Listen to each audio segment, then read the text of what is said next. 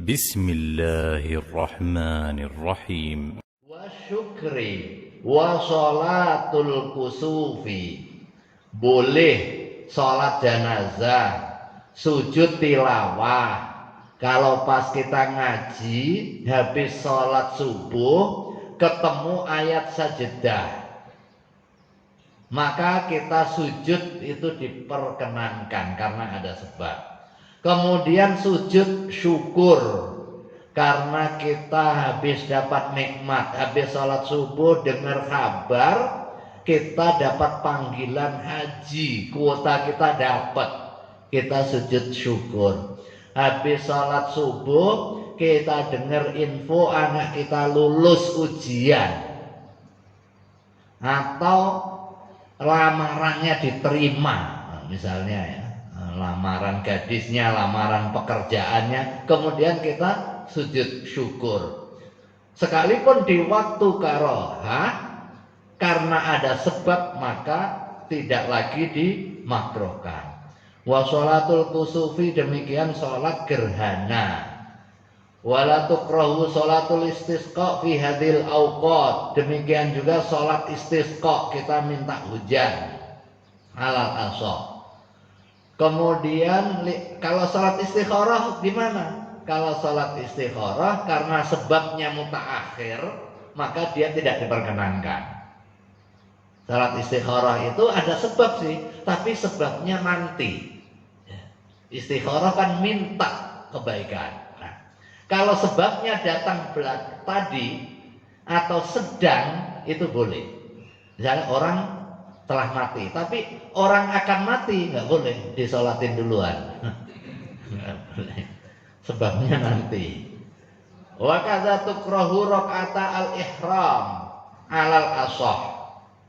Demikian juga dimakruhkan kalau orang mau ihram untuk umroh misalnya ya, sholat sunnah ihram itu bagian dari yang mutlak karena tidak ada penjelasan secara khusus mengenai sholat sunnah ihram. Tetapi habis sholat asar misalnya itu di jamak takdim pada saat di Masjid Nabawi, kemudian kita pada saat perjalanan ngambil miqatnya di Bir Ali, kita wudhu, kita masuk sholat, boleh nggak? Boleh sholat sunnah tahiyatul masjid. Kita masuk ke masjid, setelah itu kita doa untuk memulai ihram. Dan kita niat ihram untuk kepentingan umrah di miqat, yaitu di tempat dimulainya aktivitas ihram umrah, yaitu di Bir Ali. Yang wakata tukrahu rakata al-ihram alal asah li ta'akhuri sababiha wa wal ihram. Kenapa? Karena sebabnya baru akan dilakukan ihram. Amma tahiyatul masjid, nah adapun salat tahiyatul masjid fa in ittafaqa dukhuluhu fi hadil awqat li ghardin ka'tikafin aw darasin alima aw intidhari sholatin wa nahwi lam yukrah alal madhhab. Adapun salat tahiyatul masjid apabila berhimpitan masuknya dengan waktu yang dimakruhkan tadi karena ada tujuan khusus seperti tujuan iktikaf. Jadi kita masuk masjid, kita mau iktikaf pas habis sholat subuh, ya kita boleh. Tapi kalau nggak ada sebab khusus, kita mau tahiyatul masjid, ya nggak boleh. Karena sebab tadi mau niat iktikaf atau niat ada majelis taklim habis sholat subuh di masjid misalnya. Aun tizori sholatin, atau memang kita datang untuk nunggu sholat sholat duha, nah, itu boleh, itu sholat tahiyatul masjid. Lam yukrah alal madhab alladzi qata'a bihil jumhur, maka tidak dimakruhkan menurut madhab yang disepakati oleh jumhur liwujudis sababil muqarin, karena ada sebab yang menyertainya. Jadi sebab yang ada, sebab yang datang lewat atau sebab yang pas ngiringi. Tapi kalau sebabnya mutaakhir nanti itu nggak bisa. Nah ini patokannya. Wa in dakhala li hajatin, apabila dia masuk la li hajatin, tidak karena ada hajat, bal yusolliyaha, tetapi hanya untuk kepentingan sholat. Jadi dia masuk hanya untuk sholat tahiyatul masjid, setelah itu keluar, maka ini bagian dari yang dimakruhkan. Sekalipun para ulama ini beda. Aqisuhuma fi syarhi wa raudhah al-karoha kama la akhar al-fa'ita liyaqdiyaha fi hadi al-awqat. Ini di dalam kitab Syarah Muhadzab dan kitab Ar-Raudhah disebutkan itu makruh. Sebagaimana orang mengakhirkan sholat yang lewat waktu dilaksanakannya di waktu ini.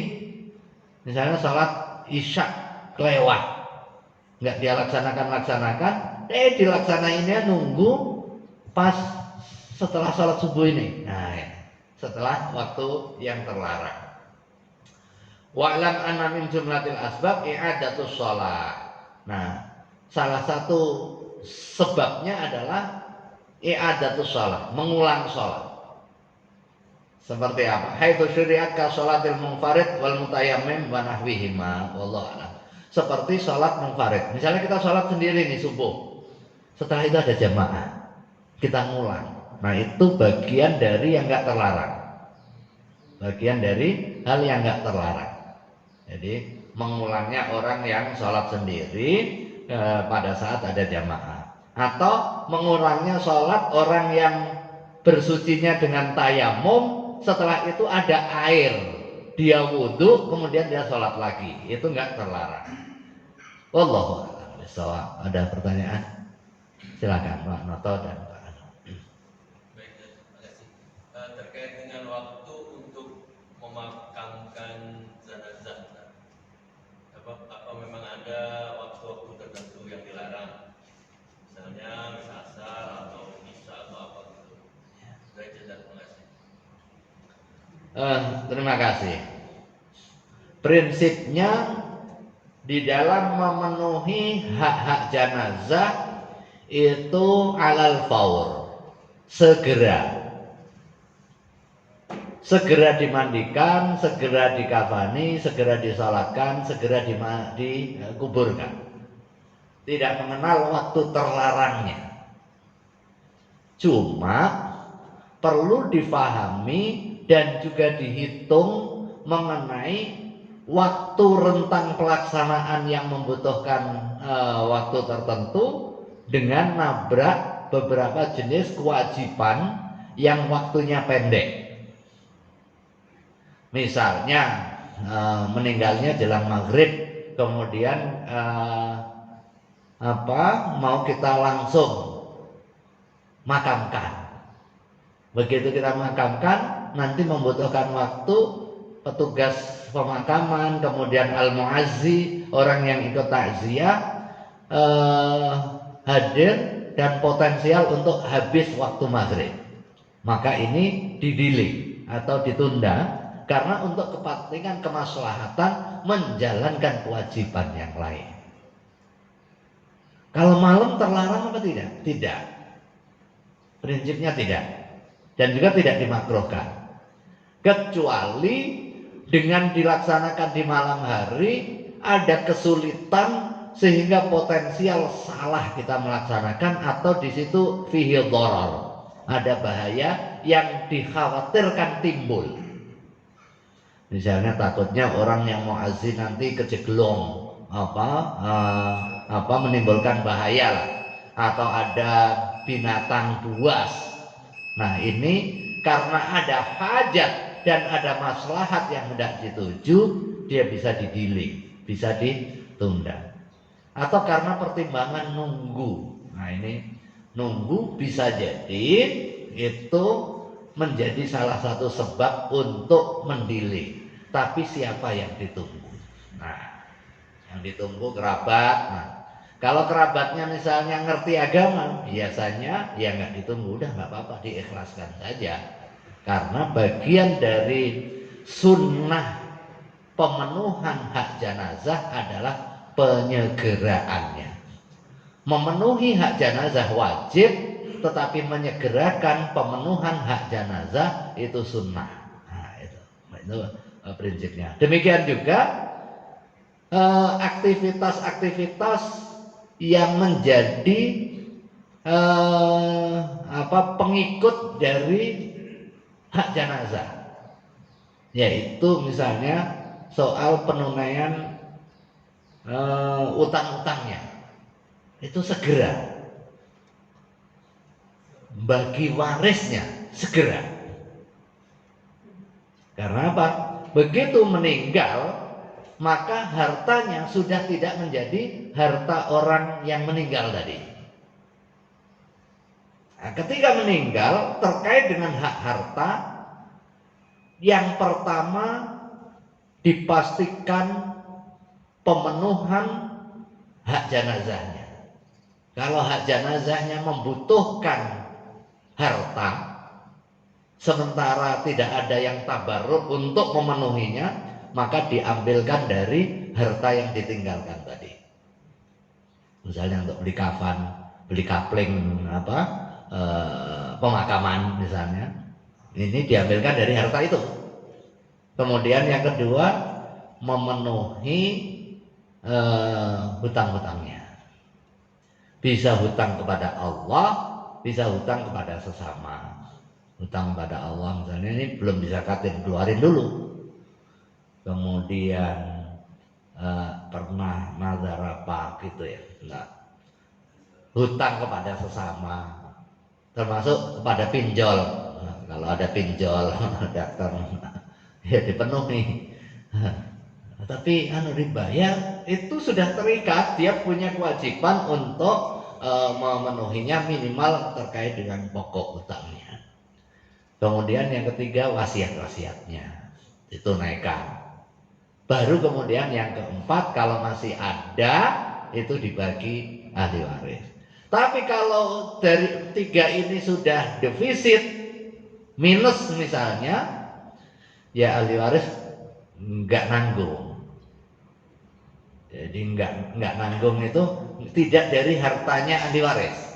Karena warisan itu pada hakikatnya dari harta tinggalan. Nggak dikenal warisan utang. Nah, kira-kira begitu posisinya. Di dalam Islam itu nggak dikenal warisan berupa minus, sehingga nyedot harta orang lain. Karena Islam menegaskan soal otonomi kepemilikan harta individu, dan itu diakui. Sekalipun kepemilikan harta anaknya atau suaminya atau istrinya masing-masing dia punya, nggak dikenal milikku milikmu atau milikmu milikku, atau mau menangnya milikmu milikku milikku milikku sendiri. Itu menangnya. Ini biasanya mak-mak ini, Bu. Milik bapaknya ya milik kita, tapi milik kita sendiri. Tapi biasanya begitu, punya otonomi. Misalnya kalau ibu-ibu punya harta dari warisan atau dari warisan keluarga, ya punya masing-masing. Demikian juga bapaknya juga kalau punya warisan keluarga. Kemudian dari mahar, ya punya istri. Nggak boleh mahar kemudian syaratnya nanti tapi dibagi dua ya nanti ya atau dipakai berdua ya, nggak boleh. Karena begitu dikasihkan kepada istri sebagai mahar, itu sudah menjadi hak mutlak istri.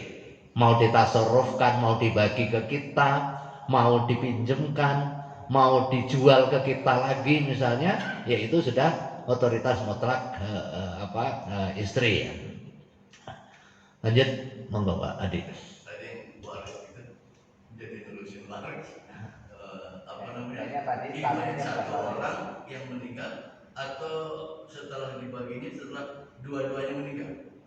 Kemudian yang tadi yang saya mau tanyakan, kegiatan rutinitas tadi yang Ustaz bilang bahwa apa tadi lupa. Pokoknya pernah juga dikatakan bahwa rutinitas itu misalkan itikaf di masjid setiap kita mendatang, kemudian kita lupa, itu pun sudah merupakan niat kita yang diakui sama Allah Subhanahu Wa Taala karena kegiatan rutinitas itu. Kemudian yang kedua masalah sholat.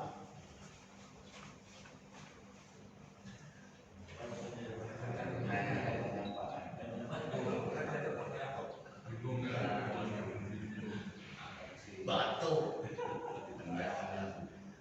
Lanjut, kalau minta maaf minta maaf. Mungkin datang sambil lanjut. Ya itu Ustaz, apa namanya, sholat itu kan kalau kita jamaah dapat 27 derajat. Ada yang bilang bahwa ada juga yang di luaran bilang tidak murni 27 karena kemungkinan pada saat sholat berjamaah itu ada surah-surah ataupun sunat-sunat yang kita nggak baca ataupun apalah itu yang mengurangi 27 derajat itu. Apa betul? Ya, terima kasih. Yang pertama soal tadi salat jamaah 27 derajat, ya itu hadis sahih yang menjelaskan soal itu. Kemudian begitu jamaah ada dispensasi yang itu diberikan pada saat jamaah kita sebagai makmum dibanding pada saat kita sholat sendiri munfarid. Misalnya pada saat kita sholat kemudian imam sudah rukuk, kita nggak pakai baca Fatihah, itu bagian dari dispensasi dan itu nggak mengurangi sedikit pun terkait dengan pahala sholat kita. Dengan demikian yang nggak mengurangi yang 27 tadi. Demikian juga pada saat kita baca Fatihah kemudian sholat jahriyah kita mendengarkan, nggak membaca surah, kita mendengarkan surah yang dibaca oleh imam. Dengan kita mendengarkan itu sebagai sesuatu yang menjadi pengganti dari apa yang kita baca. Dari surah yang asalnya kalau munfarid itu disunahkan. Memang jadi nggak disunahkan. Kemudian kalau ada kekurangan-kekurangan di dalam aktivitas sholat jamaah kita, itu bisa disempurnakan dengan jamaahnya. Nah, disempurnakan dengan jamaahnya tadi. Nah, ini salah satu keutamaan sholat jamaah, dan jika syarat rukunnya sudah terpenuhi, dia tidak mengurangi sedikit pun pahala dari jamaah yang kita lakukan. Kemudian yang berikutnya, kalau sudah menjadi rutinitas dan kita selalu pokoknya masuk masjid ya sekalian itikaf, tidak niat pas itu. Ya begitu kita ingat itu sudah menjadi niat, kemudian kita itikaf. Itikaf itu kan pada hakikatnya adalah sukun, diam, al-muqsu, diam di masjid untuk kepentingan kita beribadah. Diam kita di masjid saja itu ibadah. Ditambah lagi kita mudarasah seperti ini ibadah. Sholat ibadah. Jadi ibadah di atas ibadah gitu. Nah yang terakhir soal waris, apakah dibaginya harus dua-duanya dulu meninggal atau salah satu? Orang yang meninggal punya harta, hartanya yang diwaris. Jadi enggak mesti harus dua-duanya dulu meninggal. Begitu salah satu, kalau ada suami istri, salah satu meninggal, ya suami meninggal, istri menjadi ahli waris. Nanti istri punya bagian dari hartanya suami. Bukan berarti menjadi semuanya hartanya istri, enggak. Sebaliknya juga begitu. Kalau istri meninggal, enggak serta-merta semuanya itu menjadi harta suami gitu. Karena Islam mengakui ada kepemilikan yang bersifat otonom tadi dari awal. Anak kerja ya hartanya anak, Kemudian istri punya harta sendiri, suami punya harta sendiri. Cuma ada uruf di kita, ada kebiasaan suami kerja keluar, istri di rumah. Nah, secara faktual yang dapat uang kan suami. Tetapi pada hakikatnya istri juga bekerja. Kerjanya apa? Ya itu tadi, ngurusin rumah. Maka dalam konteks ini pada hakikatnya kerja kongsi. Nah, kalau kerja kongsi berarti kan hasilnya berdua. Cuma berbagi peran. Ya kayak yang satu sopir, yang satu kondektur. Kan yang terima uang kondektur. Bukan berarti kemudian sopir kan kamu kerjanya sopir aja. Yang terima uang saya. Jadi uangnya uang kondektur kan enggak. Nah, kira-kira begitu. Nah, begitu selesai nyopir kan dibagi nih. Sesuai dengan komitmen. Kalau enggak sesuai dengan komitmen di awal, sesuai kebiasaan berapa aturannya. Kan begitu. Makanya kemudian di dalam kompilasi hukum Islam itu dikenal ada namanya harta gonogini. Harta yang diperoleh setelah perkawinan itu menjadi harta bersama.